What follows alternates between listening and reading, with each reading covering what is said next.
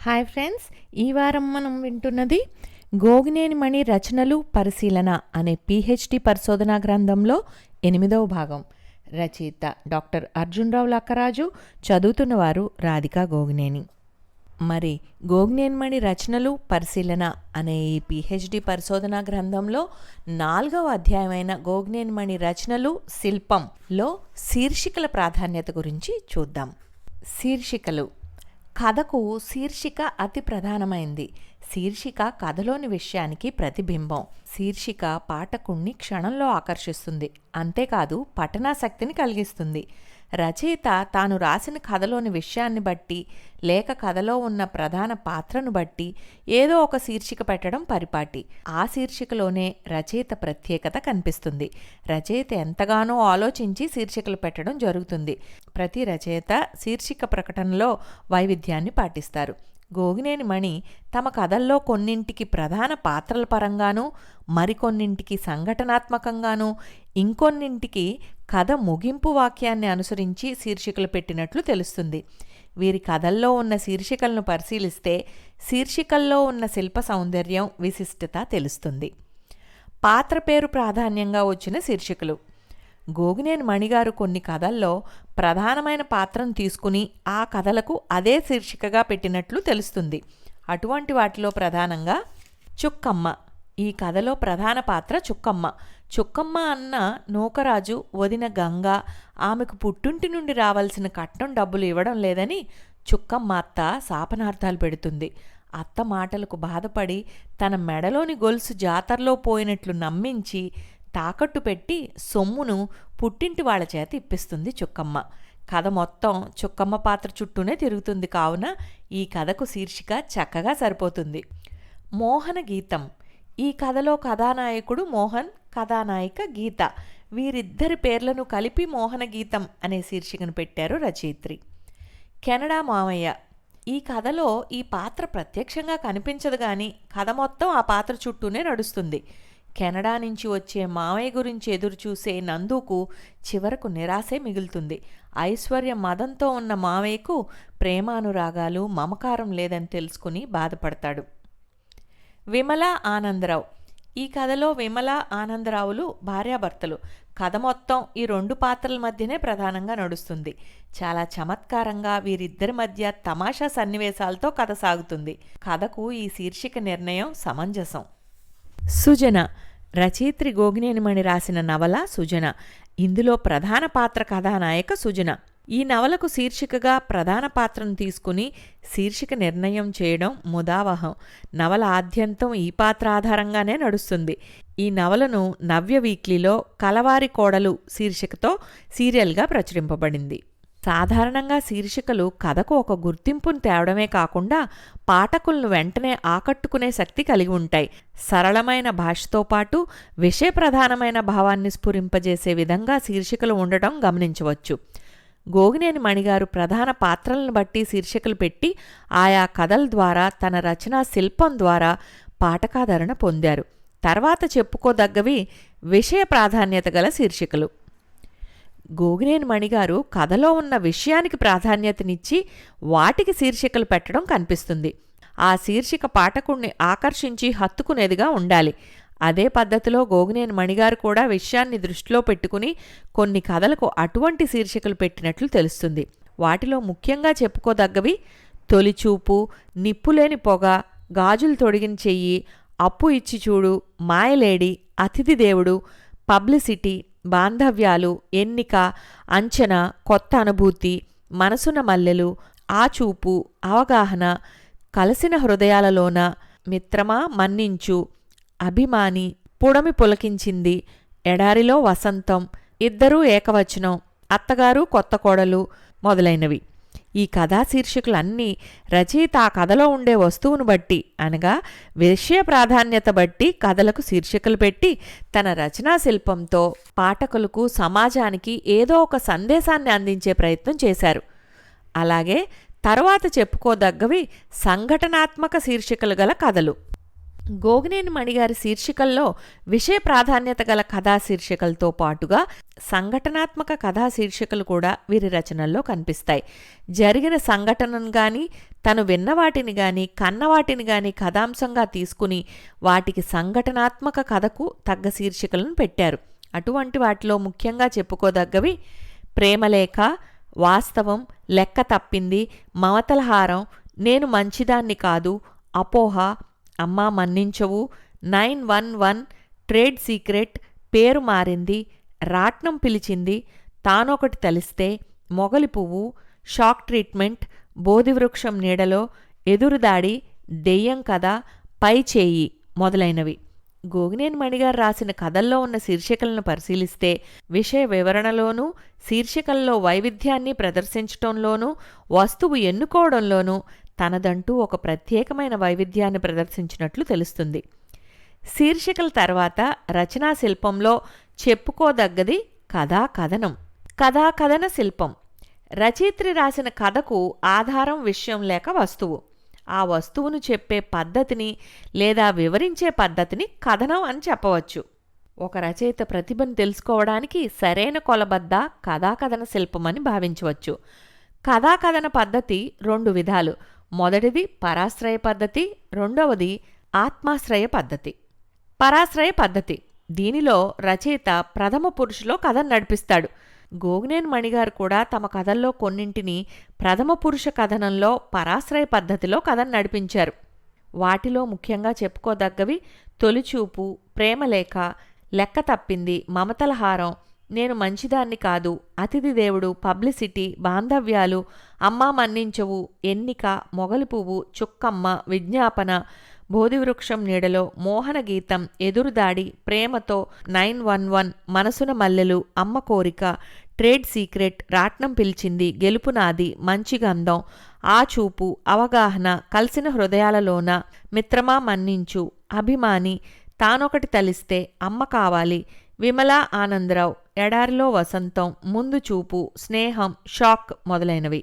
ఈ కథలు గోగినేని మణిగారు ప్రథమ పురుషులో రాసి ఆ కథలకు తగ్గట్టుగా పాత్రలను సృష్టించి కథాకథనాన్ని పాటించి తన రచనా శిల్పంలోని వైవిధ్యాన్ని ప్రదర్శించారు. అంతేకాకుండా గోగినేని మణి ఆత్మాశ్రయ పద్ధతిలో కూడా కొన్ని కథలు రాశారు. ఈ పద్ధతిలో ఉత్తమ పురుషులో కథ నడుస్తుంది. అనగా నేను, మేము అంటూ పాత్ర పరిచయంతో కథ మొదలవుతుంది. గోగినేని మణిగారు ఈ పద్ధతిలో రాసిన కథల్లో చెప్పుకోదగ్గవి నిప్పులేని పొగ, గాజులు తొడిగిన చెయ్యి, అప్పు ఇచ్చి చూడు, మాయలేడి, అపోహ, అంచనా, పేరు మారింది, అందం, స్వానుభవం, పాలవెల్లి, ఖజానా, పుడమి పులకించింది, కెనడా మామయ్య, ఇంటర్వ్యూ, పైచేయి, అత్తగారు కొత్త కోడలు, ఇద్దరు ఏకవచనం, దెయ్యం కథ, విలువలు మొదలైనవి. ఆత్మాశ్రయ పద్ధతిలో ఉన్న మరొక పద్ధతి లేఖా పద్ధతి. ఈ పద్ధతిలో గోగినేని మణిగారు కొన్ని కథలు రాశారు. కథాకథన శిల్పంలో లేఖా పద్ధతి చెప్పుకోదగ్గది.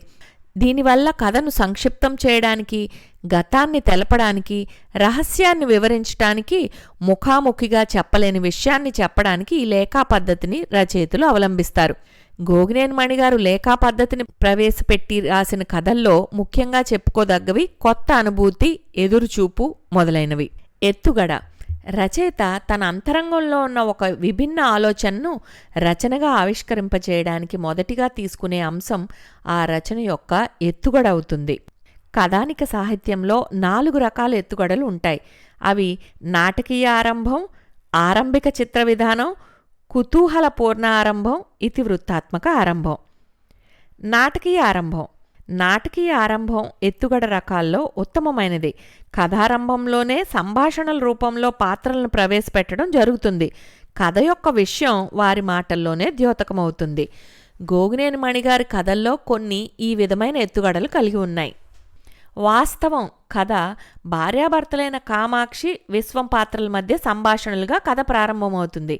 ఈ ఎత్తుగడ నాటకీయంగా ఇలా సాగింది. తలతిరుగుడు ఏమాత్రం తగ్గటం లేదు ఏమిటో నిట్టూరుస్తూ అంది కామాక్షి భర్తతో. 1 రోజుల నుంచి నీరసం అని కూడా అంటున్నావు, ఈవేళైనా డాక్టర్ దగ్గరికి వెళ్దాం పదా అన్నాడు విశ్వం. చుక్కమ్మ కథలోని ఎత్తుగడ కూడా నాటకీయంగానే చేయబడింది. ఏటి ఇంకా నెగలేదా, అవతలిన్ని పనులు పెట్టుకుని ఇంత మొద్దు నిద్రేటే? ఇంట్లోకి వస్తూనే గట్టిగా కేకలేసింది గంగ. మంచం మీద పడుకున్న నూకరాజు ఒక పక్కకి ఒత్తిగిల్లి బద్ధకంగా ఆవలించాడు. నీ పేరు గయ్యాళి గంగమ్మని జనాలు మర్చిపోతారేమోనని నీకు భయమేటే? ఊరంతా వినపడేటట్టు అరుస్తావు? తెలివితేటలు కథలో ఎత్తుగడ ఇలా నాటకీయంగా సాగింది.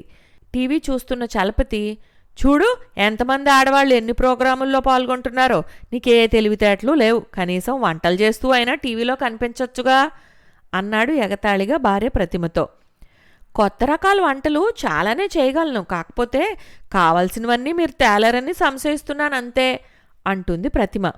రెండవది ఆరంభిక చిత్ర విధానం.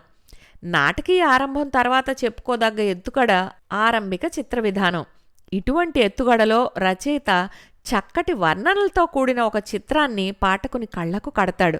గోగినేని మణి గారి కథల్లో ఇటువంటి ఎత్తుగడలు కూడా చాలా ఉన్నాయి. వాటిలో ప్రధానంగా కళ్యాణరాగం కథలోని ఎత్తుగడలో రవీంద్ర అనే పాత్ర చేత ఈ విధంగా వర్ణన చేయిస్తారు రచయిత్రి. నయాగరా ముందు నిలబడినట్టు, నందనవనంలోకి అడుగుపెట్టినట్టు మధురమైన అనుభూతి కలిగింది ఆ అమ్మాయిని చూసిన మొదటి క్షణంలోనే. మరుక్షణం వారసుడు కథలోని ఎత్తుగడ ఈ విధంగా ఉంది. ఆ రోజు కార్తీక పౌర్ణమి. ఆ ఊరికి వచ్చే ఆఖరు బస్సు దిగిన అన్నదమ్ములు ముగ్గురు సూట్ కేసులు చేతబట్టుకుని ఏటిగట్టు మీదుగా నడక మొదలుపెట్టారు.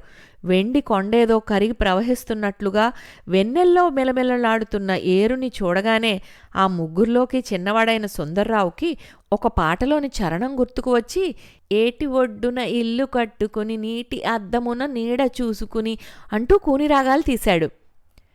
మనసున మల్లెలు కథలోని ఎత్తుగడ కూడా పాఠకునికి ఒక చిత్రాన్ని చూసిన అనుభూతి కలుగుతుంది. మనసున మల్లెలు మాలలూగెనే అంటూ తనకిష్టమైన పాటను మెల్లగా రాగం తీస్తూ కొత్త చీర కట్టుకోవడం పూర్తి చేసింది వసంత. నిలువుటద్దంలో 2 సార్లు అటూ ఇటూ తిరిగి చూసుకుంది. జరీ బుటాలున్న నెమలికంఠం రంగు వెంకటగిరి చీర తనకి చాలా బావుందనుకుంది. గెలుపు నాది కథలోని ఎత్తుగడ కూడా ఈ విధంగానే సాగుతుంది. పడమటి కొండల వెనుకకు కనుమరుగవుతున్న దినకరుడు కుంకుమరాశిని వెదజల్లిపోయినట్లుగా ఆకాశమంతా ఎర్రని వింత కాంతితో మెరిసిపోతున్న సుందర సంధ్యా సమయం. వాయుదేవుడు అలవోకగా పిల్లనగ్రోవి ఊదుతున్నట్లుగా గాలి మెల్లమెల్లగా అలలు అలలుగా సాగి వస్తోన్న చల్లని సాయంత్రం అంటూ ఒక చిత్రాన్ని కళ్లకు కడతారు రచయిత్రి ఈ ఎత్తుగడలో. అమ్మ కావాలి కథలోని ఎత్తుగడలో ఒక వేకువజామున ఉండే పల్లె వాతావరణాన్ని కళ్లకు కట్టారు రచయిత్రి. అంబా అంబా లేగదోడ అరుపులకు చిట్టి తల్లికి మెలకు వచ్చేసింది. కళ్ళు నులుముకుంటూ లేచి కూర్చుంది. మెల్లగా పెరట్లోని గొడ్ల చావిడి దగ్గరికి నడిచింది. అక్కడ చిన్న కట్రాటకు కట్టి ఉన్న దూడ దగ్గరకు చేరింది. ఆ వేకువలో వెన్నముద్దలా ఉన్న దూడను తన చిట్టి చేతులతో నిమురుతూ, బుజ్జి కన్నా ఆకలేస్తోందా అని అడుగుతూనే ఇప్పుతాలే అంటూ హామీ ఇచ్చింది. ఇక మూడవది కుతూహల పూర్ణ ఆరంభం. ఈ రకం ఎత్తుగడలో ముందు ముందు కథలో ఏం జరుగుతుందో అనే కుతూహలం కలుగుతుంది. గోగినేని మణి గారి కథల్లో ఈ రకమైన ఎత్తుగడలు కూడా కొన్ని ఉన్నాయి. తొలిచూపు కథలోని ఎత్తుగడ ఈ కోవలోకే చెందుతుంది. ఏమిటమ్మా అలా కూర్చున్నావు? చేట్లోని బియ్యాన్ని చేత్తో గీస్తూ ఎటో శూన్యంలోకి చూస్తున్న సుభద్రమ్మ గారిని కూతురు శాంత అడిగింది. శాంత కాన్వెంట్లో టీచర్గా పనిచేస్తోంది. ఈ మధ్యనే యాక్సిడెంట్లో భర్త చనిపోతే పిల్లలిద్దరితో పుట్టింట్లోనే ఉంటుంది. గట్టిగా నిట్టూర్చింది సుభద్రమ్మ.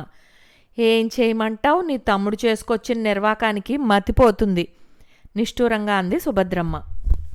సుభద్రమ్మ ఎందుకు పరధ్యానంగా ఉందో, అతని కొడుకు ఏం నిర్వాకం చేశాడోనన్న కుతూహలం ఈ ఎత్తుగడ ద్వారా పాఠకునిలో కలుగుతుంది. అటువంటి ఎత్తుగడల వలన పాఠకునిలో కథను చదవాలన్న ప్రేరణను కలిగిస్తుంది. మమతల హారం కథలో ఎత్తుగడ కూడా పాఠకునిలో కుతూహలాన్ని కలిగిస్తుంది. సుమ ధోరణి అశోక్కి ఆశ్చర్యంగా అనిపించింది. సినిమా ప్రోగ్రాం చెప్పగానే హుషారుగా రెడీ అయ్యే సుమ ఆ రోజు చాలా నిర్లిప్తంగా నాకు రావాలని లేదు అని చెప్పడం అతనికి విడ్డూరంగానే ఉంది. ఇక నాలుగవది ఇతివృత్తాత్మక ఆరంభం. ఈ రకం ఎత్తుగడలో రచయిత కథను ఏదో ఒక ఇతివృత్త ప్రాధాన్యంగా కథను ప్రారంభిస్తాడు. జరిగిన విషయాన్ని కానీ, జరుగుతున్న విషయాన్ని కానీ, జరగబోయే విషయాన్ని కానీ ఎత్తుగడలో ప్రస్తావిస్తూ కథనాన్ని నడపడం ఇతివృత్తాత్మక ఆరంభం అవుతుంది. ఇటువంటి ఎత్తుగడలు కూడా గోగినేని మణి గారి కథల్లో కొన్ని ఉన్నాయి. వాటిల్లో ప్రధానంగా నిప్పులేని పొగ కథలోని ఎత్తుగడ ఇతివృత్తాత్మకంగానే సాగింది. సన్నగా చిటపట చినుకులు పట్టడం ప్రారంభించాయి. పేక ముక్కలు పడేసి బాయ్ తెచ్చిన వేడి టీ అందుకున్నాం. మేం నలుగురం సెలవు రోజుల్లో ఇలా రావుగారింట్లో సమావేశం అయి కాలక్షేపం చేయడం మాకు అలవాటు. గాజులు తొడిగిన చెయ్యి కథలోని ఎత్తుగడ కూడా ఇతివృత్తాత్మకంగానే ఉంది. డాక్టర్ ఆనంద్ ఉన్నారా? హాస్పిటల్ వరండాలో కన్సల్టింగ్ రూమ్ దగ్గర స్టూల్పై కూర్చున్న అతన్ని అడిగాను. సమాధానం లేదు. అప్పుడు గమనించాను మానవుడు మంచి నిద్రలో ఉన్నాడనే సంగతిని. డ్యూటీలో ఉండి పిలిచినా వినబడనంత గాఢంగా నిద్రపోగలిగే వాళ్లను అప్పటి వరకు చూడలేదు. అంత భీకరమైన నిద్రను చెడగొట్టే పాపం నాకెందుకని మెల్లగా తలుపు తోసి లోపలికి చూశాను. ఈ విధంగానే బోధి వృక్షం నీడలో కథలోని ఎత్తుగడని పరిశీలిస్తే, సారథి ఇంకా రాలేదా స్వాగతంలా అనుకుంటూనే పిఏ సంపత్ వైపు చూశారు ప్రముఖ రాజకీయ నాయకుడైన మాణిక్యాలరావు గారు. అప్పటికి అది మూడోసారి. ఏం చెప్పాలో తెలియని సంపత్ లేదండి అన్నాడు వినయంగా. ఆయన తన ముఖ్య సలహాదారుడైన సారథి కోసం అంతలా ఎదురు చూడటానికి గల కారణం ఏమిటంటే, ఎన్నికల్లో పోటీ చేయటానికి అనుకున్నట్లుగా మాణిక్యాలరావు గారికే టికెట్ ఖరారైంది. అయితే ఆసరా అనే సేవా సదనాన్ని స్థాపించి దాన్ని సమర్థంగా నిర్వహిస్తూ ప్రజల్లో మంచి పేరు తెచ్చుకున్న భక్తవత్సలం స్వామి కూడా స్వతంత్ర అభ్యర్థిగా పోటీ చేస్తున్నారనే విషయం ఆయన్ని బాగా కలవరపెట్టింది.